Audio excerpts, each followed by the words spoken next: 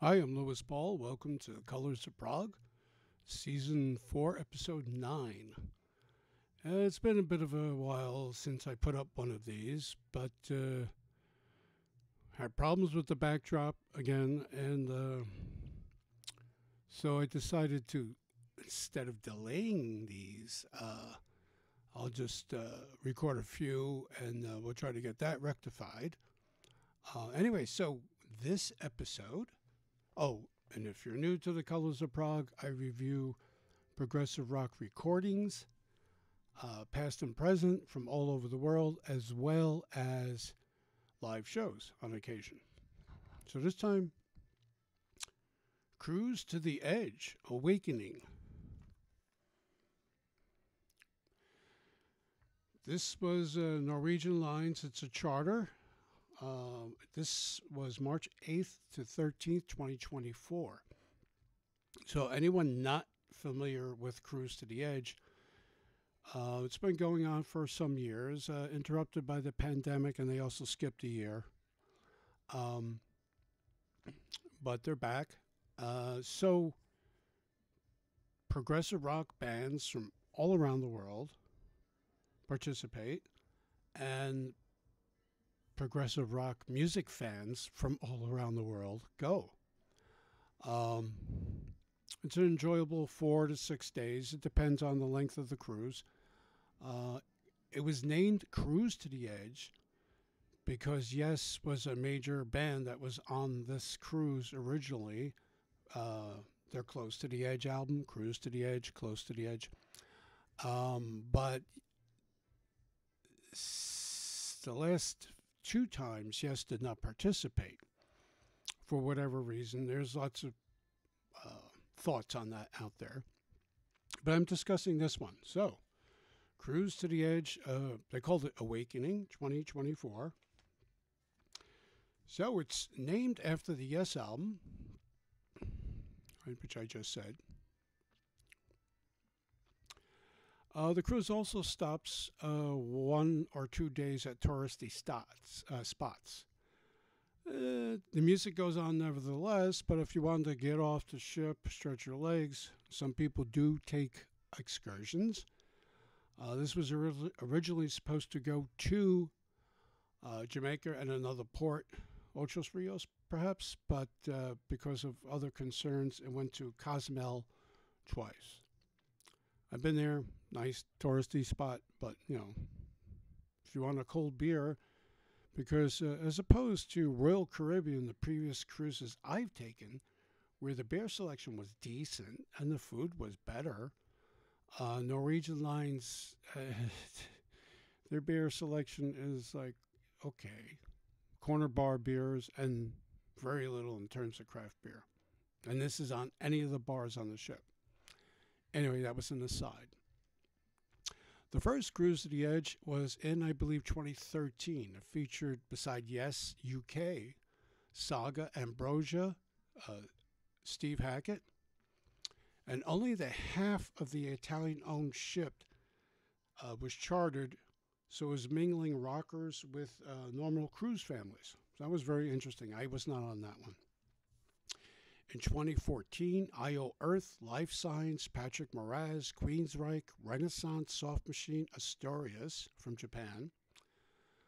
UK again, Moon Safari, Sound of Contact were all on board, which with, I believe, PFM, Straubs, and Tangerine Dream. In 2015, Anglagard, Spock's Beard, Neil Morris Band, Airbag, Alan Holdsworth, Steve Rothery Solo, Caravan, and others appeared. 2017, my first time. Bad Dreams, Latin band. Curved Air, which was something to see because they really play. And they really play outside of Europe and the UK. District 97. Electric Asturias, as well as Acoustic Asturias. They did at least 1 or more sets. Focus. Moraz again, Steve Hackett, Kansas, Neil Morris, Anglagard, so I got to see them, pretty great band. John Lodge from the Moody Blues,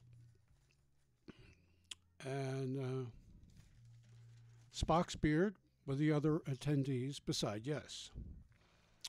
2018, Japanese band Baraka. They're a fusion band, really good.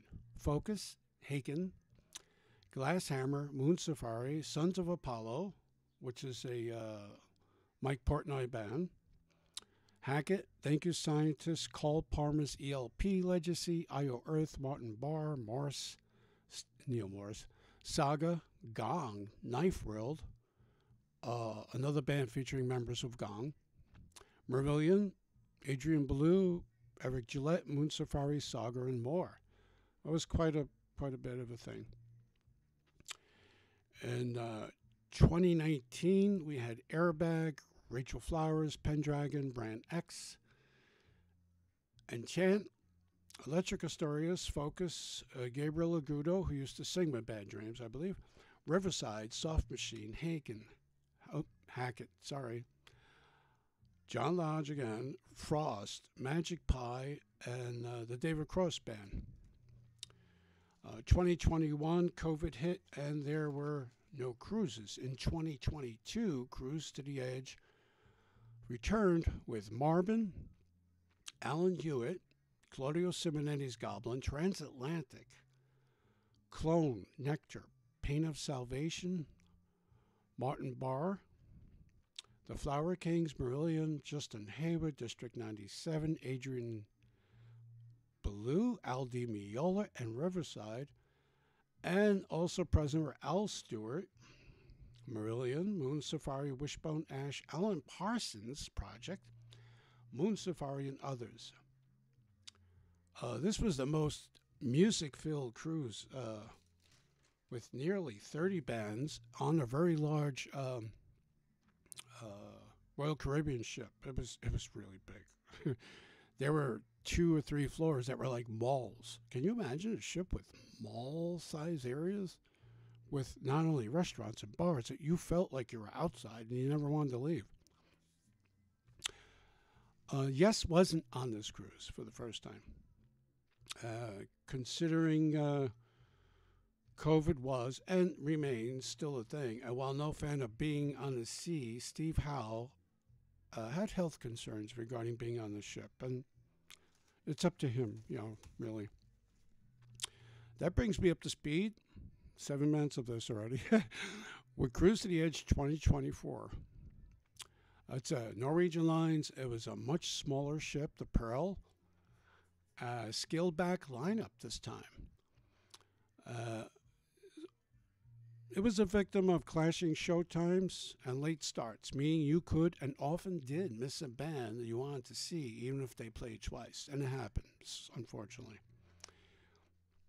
So, everyone who went received this, and it was an itinerary of what band was playing what place, but I wish they had where it was, because it takes you 2 to 3 days to get the outlay of this. Now, they did provide via emails from Norwegian and the Cruise to the Edge people, like where the atrium is located, where the Stardust Theater is located. Pool stage was obvious. It's at the top of the ship. And there were other lounges like the Spinnaker. But when you're on deck 6 watching a band that usually plays an hour and 15, an hour and a half set, and an hour later, another band you want to see is somewhere else, you have to figure out. And sometimes you have to go up or go down, cross the ship from front to back or back to front, and then find out, oh, that band's still doing sound check. So you get online, or do you go back and catch the rest of the show you were seeing? So day 1 for me was supposed to begin with the Japanese trio Baraka. Nice to see them back. We boarded earlier, my friend and I, which was no problem because we really wanted to see Baraka. But there was an issue locating their instruments, so Marvin, the Israeli-U.S. band, who I think are now entirely U.S.-based, played in their place. And Marvin played 15 times during the cruise. They entertained even late night cruise staff. They posted on their Facebook page. They're quite an interesting band, quite good. They even did two Jeff Beck tributes. The guitar player, the leader of the band, is an amazing guitar player. I forgot his name, I'm sorry. But anyone familiar with Marvin, they're much better. A lot of people were not impressed by them because they didn't think them prog enough or metal enough. They're not. But they have a variety of music influences in their sound. So anyway, yes, as I said, Marvin seemed to be playing 24/7 in the Atrium Lounge, even if that was not the case. Metal band Symphony X were scheduled for the theater at 2 p.m., but I don't know what happened as everything started to fall behind.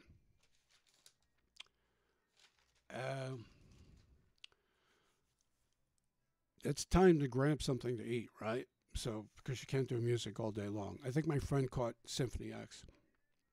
Goblin at 5:45 had to be missed for the maybe last time ever Flying Colors reunion. Gryphon was scheduled for the lounge later that night with the Flower Kings right behind them in the theater. And long lines led me to the pool stage to catch Cruise to the Edge perennial Dave Kersner and his all-star band, featuring right-hand guitar player Fernando Perdumo and Billy Sherwood from Yes on bass. Now, I've seen Kersner at nearly every one of these cruises, but this was a show I felt he was more relaxed and did a decent set of a variety of material, including his newest album, and some Sound of Contact material. You know, he was in that band. Matt Dorsey, also from Sound of Contact, helped out with the selections of songs from Sound of Contact, and I believe there was a solo cut that he did. He also just released an album. Day 2 and slept late, which is a real thing for me. I don't sleep late, but it was exhausting. I wanted to say that Kersner show was at night, and he had a fantastic laser light thing going on there. So kudos. The sound at the pool deck was pretty good. The sound in the Spinnaker Lounge, not so much. It's a lounge with a bar lounge with lots of columns, and it's more in a mini stage. So if you had a big band or even a small band likes to spread out, that was cumbersome, and I could see how sound checks meant late starts. So day 2, slept in. So I missed the first photo VIP thing with a few bands, but managed to catch a great set from Wishbone Ash, which was on the pool deck, which meant I missed Simon Phillips and Protocol, but I caught the Martin Barr, Riverside, and Hackett photo ops. And after that, there was a Jane Getter premonition Q&A set up outside of a martini bar. I kid you not.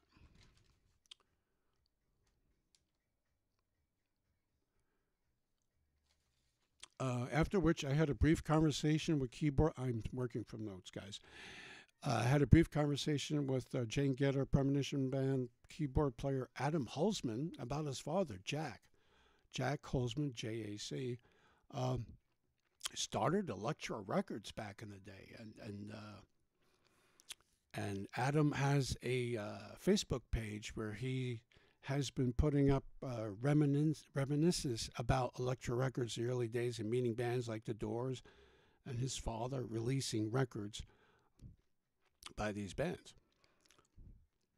Then it was off to European Progger's Airbag, a personal favorite of mine, and that was at the pool stage. Afterwards, caught some of Cruise perennial Brooks Hansen. He's a keyboard whiz, and he did that rendition of Yes and Zeppelin tunes. He has 2 big keyboard racks, and he's quite good. He does a little singing. He seems to be on every cruise. Later on, we caught the Jane Gedder premonition in the lounge above the pool deck. That was the Spinnaker Lounge. It was a little bit of an awkward set, though. Large columns sometimes obscured the views, and it's not the best venue I've been in to see a band, but hey. So Jane Gedder has a new album out, showcasing more of a singer-songwriter influence on her work, and she name-checked Annie DeFranco. And a lot of that set concentrated on that music. And unfortunately, I think they were looking for more of the fusion music sound that Jane Gedder usually gets and gives to the audience. So people started to leave, which is unfortunate during a band who's playing in a small venue. Everything after that, during that night, is a bit of a blur. Day 3, there was a flying color Queensryche life science photo op thing. And they're quite nice. The day before, I had met the Queensryche lead guitar player because, yes, I smoke. And I was this ship was a little less smoke-friendly than Royal Caribbean. So they had very small spaces set aside, which is like a lot of heavy smoking because that's the only place you could smoke. And I asked this gentleman, and apparently it was his wife, if I could share their table because ashtrays were limited. And we got to talking, and we had a conversation of almost an hour, and it was Queensryche's guitar player. Very nice guy. So I was at the photo op. He remembered me. He says, the guy from New Jersey, Lewis. And I said, yes, thank you. That's nice. But the photo op thing ran late, as all things do. And I ran into the hot, hot sun and caught the entirety of Ryo Okamoto's set. He featured his wife Kieko on powerful vocals and Spock Spirit alumni, Alan Morris on second guitar. Ryo is a longtime Spock Spirit keyboard player, and he occasionally releases solo material. He did 3 altogether, and the newest was right before the cruise. Not a set I originally planned to see, but it was highly entertaining and bridged that gap between metal and prog. Now, for the encore, other Spock Spirit alumni Jimmy Keegan and Neil Morse came out, and it wound up being one of the best shows I saw on the cruise. I made a point to see Ryo's next show on the cruise. Neil Morse, of course, is playing with Flying Colors, and he did a special set with Nick DiVirgilio and Ross Jennings from Haken, but that set was only for a special thing for Casey McPherson's daughter, who's been very ill and they're trying to raise funds. So they did a special thing. You had to pre-sign up for that. And they hinted that DiVirgilio, Jennings, and Morse will do a set of their solo. They did an album together, a trio. They just released their second one. In a very Crosby, Stills, and Nash kind of mode. I really would have liked to see that, but I had to miss that, unfortunately. From my friend played with that band, Christina, and I did not know that, and we ran into each other briefly now and then on the ship, and that would have been cool to see, actually. So, where am I with all this? Oh, and I wanted to say, Jimmy Keegan was omnipresent on the ship. He was everywhere, almost like Marvin. Jimmy Keegan was selected to be the guy who introduced the MC, the guy who introduces the bands, the guy who would. He's apparently a naturally funny guy, so he occasionally would stretch things out a bit if the band wasn't quite ready. And Jimmy Keegan was in Spock Spirit, and he was in a couple of other bands, and he's got solo work now. So it was nice to see him and Neil Morse join Alan Morse and Ryo doing this stuff. I came away thinking, wow, this guy, Ryo's wife, Kieko, has an amazing voice, and it's just the first time she sang with a band. It's our husband's band, and it's like, this is good. It's a good show. Marillion in the theater an old school theater that really, the ship isn't that old, by the way. Uh, the seating is tight. So if you're tall like myself, I believe anyone over 5'6" will have issues, and I'm 6'3", and it wasn't great for my knees. But back to Marillion, it was a much better than average set. And Steve Hogarth really connected to the audience. And there were 3 tunes from the last album. And they also had Nick Beggs on bass. Nick Beggs on bass, replacing Pete Chovalis, who was recovering from surgery. So it was nice that Nick Beggs, who usually plays with Steve Hackett, stepped in to help out on that. Odd, though, was like a really short set for Marillion. It was 75 minutes long, and it was over. There was no encore, but it was a good set. But that started late, so it meant that I missed Gryphon. Another thing about Nick Beggs, he's one of those fanciful characters. He's also played bass with Steven Wilson. And appears with Hackett as a member of his touring band normally, and appears on some of Steve Hackett's albums. At 10:30 at night, I finally caught Baraka in the Spinnaker Lounge. Great instrumental power trio. And when that was done, into the night air, and Claudio Simonetti's Goblin on the pool stage with these big film projections from Dario Argento films. And, everyone knows Claudio Simonetti famously was in the band Goblin. And they created a lot of the soundtrack music for Dario Argento's films. And Simonetti alone also did the same thing for Argento's films when he was not a member of Goblin. And everyone knows the Goblin story. He comes, he goes, he's back, he's not back. I'm sure it was a bit of a surreal moment for the uninitiated, though. There were footage shown from Suspiria and Tenebrae and Phenomena. And if you know those Argento films, what did Claudio choose to visualize his music? And Deep Red. And it was some of the most gruesome things, but a lot of people were just like digging it. People who were Argento fans were digging it even more because, hey, it's a completely different thing for them.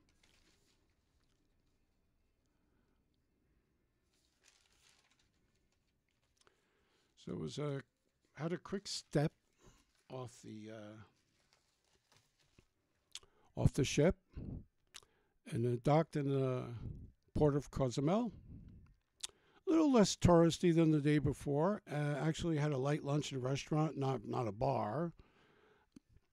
Thing was, as a lover of Mexican food here in the U.S., I'm surprised by how bland and tasteless it all was in the 2 ports of call at Cozumel. Maybe others thought differently.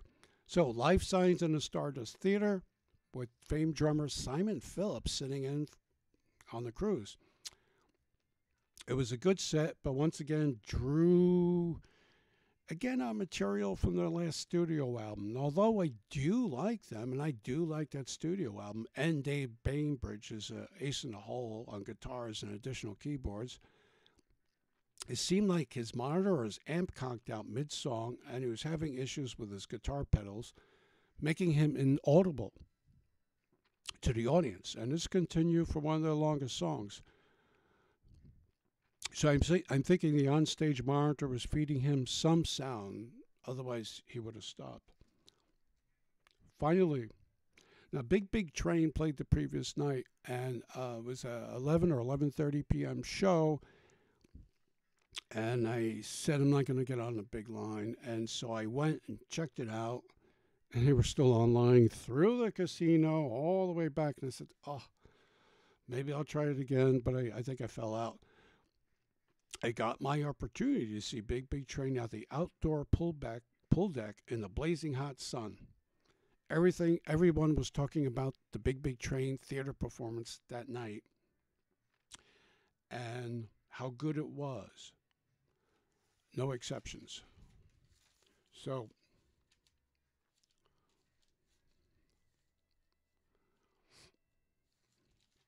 that had a delay. So it's really hot, blazing sun. Everybody's trying to move chairs that were originally set up in front of the stage to shady areas, and you're on a pool deck. There's very little shady area. They had a 45-minute delay, and we were still docked in Mexico, I believe. So I finally got to see an excellent Big Train show with horns, a tuba, a trumpet, and a saxophone.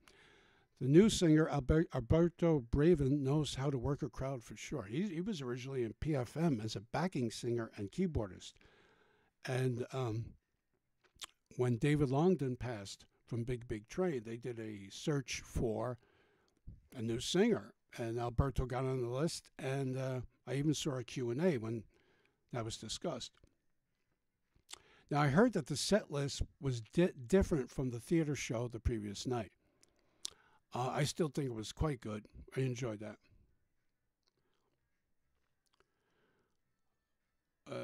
I caught pieces of other acts in time for dinner. Then I opted out of the late night Riverside show, but I heard good things about that, so maybe I should have gone.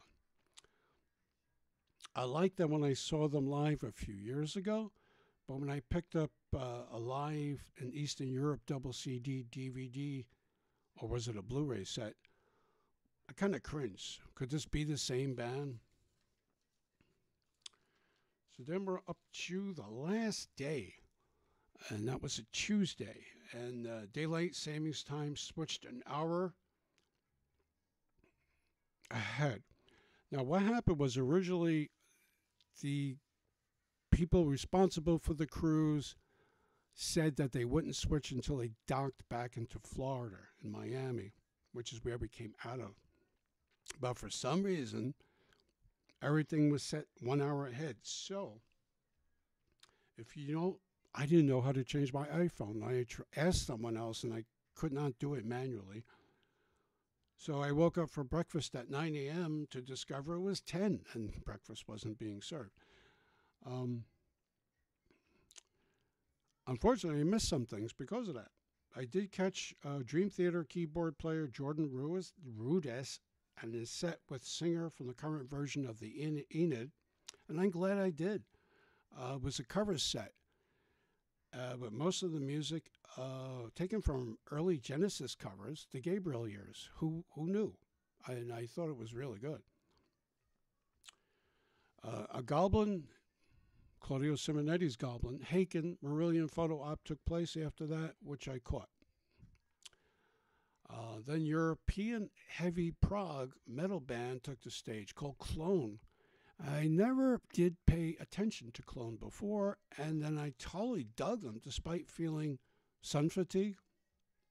I definitely decided to listen to more of their music after the cruise. More Snatches of Marvin. Then caught Wishbone Ash's set, Heavy on Argus, as good as they were 2 years before.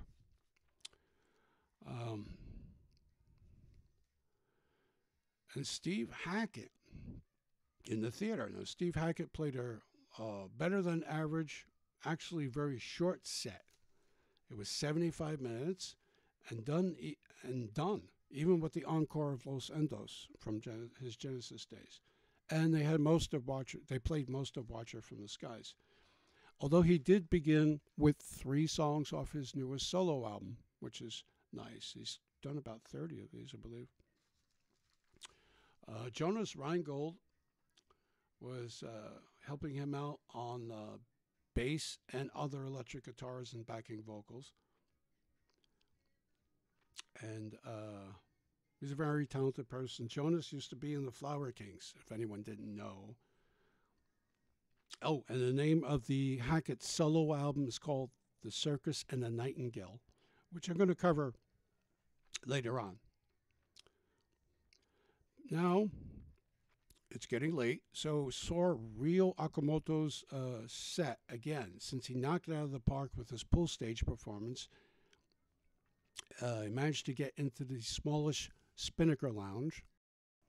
Again, that's the place with the bad sight lines, but it was a great show with Nick DiVirgilio, another Spock Spirit album alumni, guesting on vocals on one song.